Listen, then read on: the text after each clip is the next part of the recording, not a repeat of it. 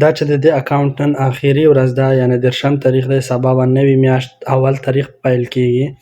نو د موږ د اعلاناتو مصارف به هم سر له سبا له صفر شروع کېږي. دا چې تېره میاشت کې موږ څومره په پروډکټ باندې مصارف وکړل، زه یې تاسې ته اوس ښیم. موږ راځو امازون اپلیکیشن خلاصوو، لاندې راځو دلته اډورټایزینګ، هغه پیدا کوو، په اډورټایزینګ باندې کلیک کوو. دا به موږ یوسي هغې صفحې ته چېرته چې د اعلاناتو مصارف معلومیږي.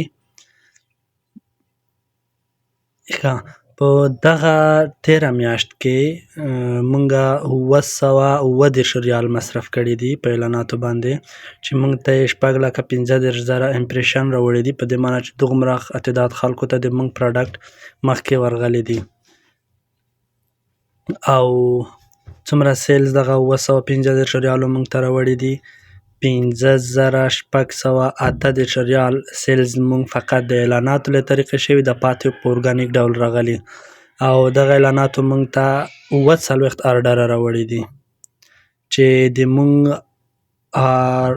ROAS چې دی یا ریټرن آن اډ سپینډ دا 7.15 دی. دا چې هر څومره ټیټ وي همغومره د اعلاناتو نتیجه مثبته وي.